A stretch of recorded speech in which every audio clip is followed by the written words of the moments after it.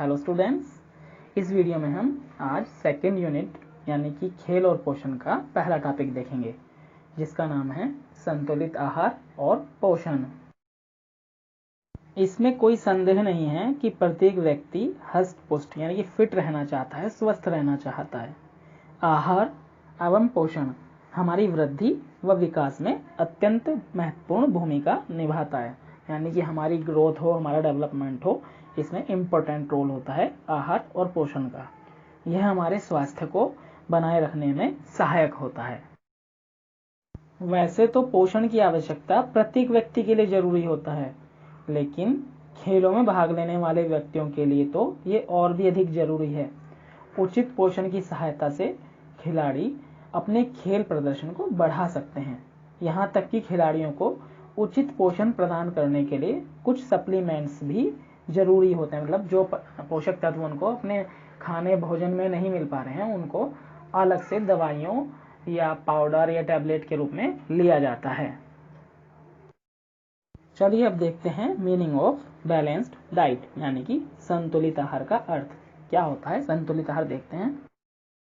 संतुलित आहार या भोजन का संबंध उन खाद्य पदार्थों के ग्रहण करने से है जो शरीर की वृद्धि व रखरखाव के लिए निश्चित मात्रा में सभी आवश्यक तत्वों को शरीर की आवश्यकता के अनुसार पूर्ति कर सके। मतलब ऐसा भोजन खाना है जो हमारी शरीर की सभी आवश्यकताओं की पूर्ति कर सके, जिससे हमारे शरीर की वृद्धि हो सके और उसका रखरखाव ठीक से हो सके। संतुलित आहार का अर्थ है भोजन के सभी समूहों से भोजन की उचित मात्रा लेना, यानी कि जो भी पोषक तत्व हैं उनकी उचित मात्रा हमारे शरीर में चली जाए, ऐसे भोजन को संतुलित आहार कहते हैं। वह आहार जिसमें भोजन के सभी आवश्यक तत्व जैसे प्रोटीन, कार्बोहाइड्रेट्स, वसा, विटामिन, खनिज लवण और जल सही अनुपात में हो, उसे संतुलित आहार कहा जाता है। दूसरे शब्दों में संतुलित आहार वह होता है जिसमें भोजन के विभिन्न तत्व सही और उचित मात्रा और गुण में व्यक्ति की आवश्यकताओं के अनुसार हो। जैसे कि प्रोटीन का गुण है कि वो हमारी मांसपेशियों को मजबूत बनाए, खनिजों का गुण है कि वो हमारी हड्डियों को मजबूत बनाए। तो इस तरीके से उनकी सही मात्रा और गुण व्यक्तियों की आवश्यकताओं के अनुसार हो जिस भोजन में, उसे संतुलित आहार कहते हैं। वास्तव में प्रत्येक व्यक्ति को एक ही प्रकार के आहार की आवश्यकता नहीं होती। यह भिन्न भिन्न व्यक्तियों के लिए भिन्न भिन्न प्रकार का होता है। यह आयु और लिंग पर भी निर्भर करता है। एक गर्भवती महिला को साधारण महिला की अपेक्षा ज्यादा प्रोटीन और खनिज की आवश्यकता हो सकती है।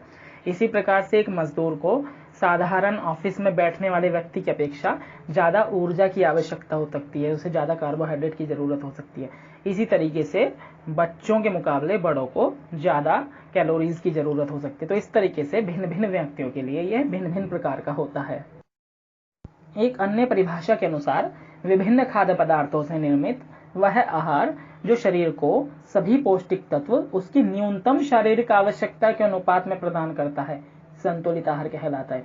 मतलब एक व्यक्ति को जितनी उसके शरीर को जिस तत्व की जरूरत है, जितनी प्रोटीन की जरूरत है, जितनी खनिजों की जरूरत है, जितनी विटामिन की जरूरत है, उतनी कम से कम अनुपात में उसको मिल जाए, ऐसे भोजन को संतुलित आहार कहते हैं।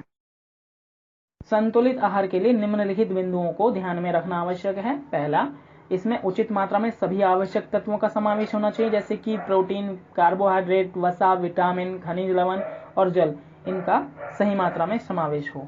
दूसरा, इसमें भोजन के भिन्न तत्वों के बीच निश्चित अनुपात होना चाहिए, जैसे कि प्रोटीन, वसा और कार्बोहाइड्रेट का अनुपात 1:1:4 होना चाहिए। तीसरा, भोजन आसानी पूर्वक सुपाच्य होना चाहिए, यानी कि डाइजेस्टेबल होना चाहिए। चौथा, भोजन को पकाना आवश्यक है क्योंकि यह खाद्य पदार्थों को निसंक्रमित करता है, यानी कि बैक्टीरिया, कीटाणु वगैरह को ये दूर करता है जिससे कि हम बीमार ना हो, तथा इसे रुचिकर एवं आसानी पूर्वक सुपाच्य बनाता है, यानी कि ऐसा बनता है पकाने के बाद कि इसको खाने का मन करता है और आसानी से ये पच जाता है। अब देख लेते हैं पोषण का अर्थ, मीनिंग ऑफ न्यूट्रिशन। संसार में प्रत्येक व्यक्ति स्वस्थ जीवन जीना चाहता है।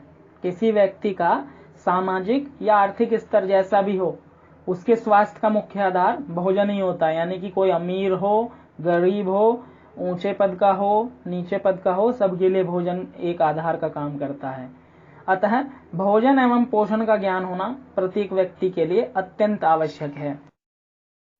सामान्य तौर पर भोजन और पोषण को एक दूसरे का पर्याय समझा जाता है, यानी कि लोग इन दोनों को एक ही समझते हैं, जबकि ऐसा बिल्कुल अनुचित है।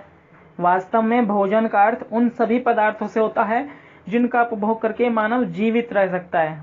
तो ये भोजन विभिन्न पदार्थों का मिश्रण होता है जो जीवन के लिए आवश्यक होते हैं, जैसे पहले बताया था, प्रोटीन, कार्बोहाइड्रेट, वसा, विटामिन, खनिज, लवण आदि। जबकि पोषण एक गतिशील प्रक्रिया है, ये एक प्रक्रिया है जो चलती रहती है, जिसमें आहार या भोजन के उपभोग से शरीर को स्वस्थ बनाया जाता है, हेल्दी बनाया जाता है, फिट बनाया जाता है। वास्तव में पोषण उस प्रक्रिया को कहा जाता है जिसके द्वारा एक जीवित प्राणी भोजन को खाता है, उसके बाद उसे पचा लेता है। पचाने के बाद उसका प्रयोग ऊतकों की वृद्धि यानी कि टिश्यूज को ग्रोथ करने में करता है और प्रतिस्थापन यानी कि उनके रिप्लेसमेंट के लिए करता है। जैसे टिश्यूज होते हैं, सेल होते हैं, मरते रहते हैं, नए बनते रहते हैं, तो पुराने की जगह नयों को बदलता रहता है। तो पोषण ये काम करता है।